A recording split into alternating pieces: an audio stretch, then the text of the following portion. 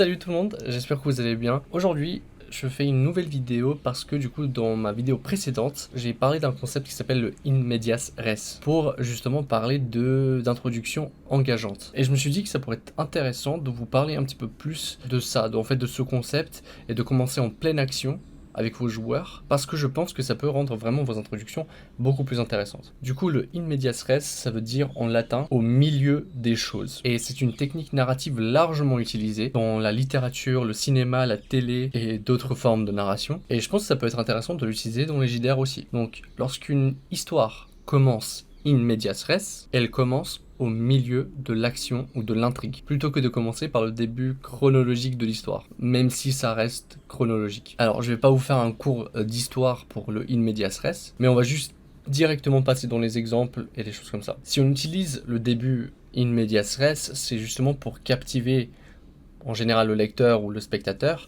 mais là en fait on va l'utiliser pour captiver les joueurs et les joueuses. L'une des principales raisons pour lesquelles on utilise cette technique, c'est le suspense. Les gens sont immédiatement plongés dans une situation intrigante, mais ils doivent attendre que l'histoire révèle progressivement comment les événements en sont arrivés là. Très souvent, après avoir commencé in medias res, l'histoire fait un retour en arrière pour expliquer les événements qui ont conduit à cette situation. Vous savez, les fameux films ou séries qui commencent, vous vous demandez sûrement comment je suis arrivé là. Ce début, il permet de mieux comprendre les actions et les motivations des personnages. Un exemple au cinéma, c'est Pulp Fiction, qui commence par une scène intense dans un diner américain, avec des gens qui sortent des pistolets, et ensuite on explore les événements du passé pour en arriver à cette scène. Il y a un avantage et un potentiel inconvénient. Donc l'avantage, c'est que cette technique, elle permet de captiver l'attention de vos joueurs, de vos spectateurs, de créer un mystère. Un autre avantage, c'est qu'elle peut être également utilisée pour éviter une exposition trop longue. C'est-à-dire qu'on va plonger directement dans l'univers et on va directement comprendre l'ambiance et l'univers dans lequel on se trouve, plutôt que de construire scène par scène l'univers dans lequel on se trouve. Et un inconvénient potentiel, c'est que commencer in medias res peut rendre l'histoire confuse si les informations nécessaires pour comprendre la situation ne sont pas fournies à un moment donné. Il est donc extrêmement important de doser soigneusement la révélation d'informations. Comment on pourrait utiliser ça dans un JDR? Eh bien, si vous le souhaitez, vous pouvez commencer par un rêve, par exemple. Chaque personnage est en train de faire un rêve dans le futur, où il se trouve dans une situation. Peut-être que même dans votre rêve, vous pouvez faire une sorte de vision, montrer à vos joueurs le grand ennemi qui les attend, ou alors montrer une silhouette du grand ennemi qui les attend.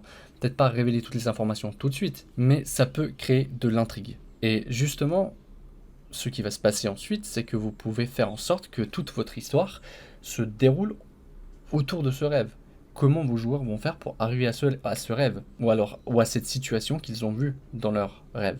Peut-être que ce rêve, il est extrêmement réaliste, et du coup, en fait, c'est comme s'ils étaient en train de réellement vivre quelque chose. Peut-être que tous les joueurs peuvent se voir à l'intérieur de ce rêve et se reconnaître.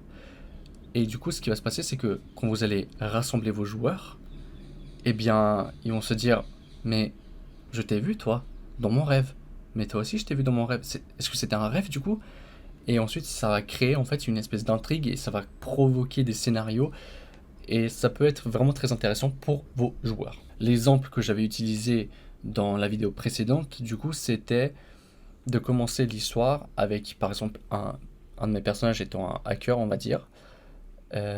Directement, il se fait attaquer. Donc, il est tranquille chez lui et d'un coup, son ordinateur commence à se faire pirater par les grands méchants. Du coup, il faut agir vite et on comprend que en fait, dans ce monde où il existe une grande corporation et des hackers qui sont contre la corporation, eh bien, on comprend tout de suite qu'il y a tout le temps ce conflit et qu'on peut presque jamais se reposer. Donc, en résumé, in medias res est une technique narrative puissante qui peut créer de l'intrigue, du suspense et de l'engagement chez le spectateur, mais aussi, je pense, pour vos joueurs. Elle peut apporter de la valeur à vos histoires. Bon voilà, cette vidéo était assez courte, mais en fait je voulais un petit peu explorer ce concept et vous aider à l'utiliser plus facilement. Si vous avez des questions, n'hésitez pas à les poser dans les commentaires. Si vous avez des remarques aussi, laissez-moi dans les commentaires. J'adore lire les commentaires. J'adore partager des moments avec vous et j'espère vraiment que vos JDR se passent très bien. Et dites-moi aussi si ça vous intéresserait de voir une vidéo où je vous parle de mes expériences,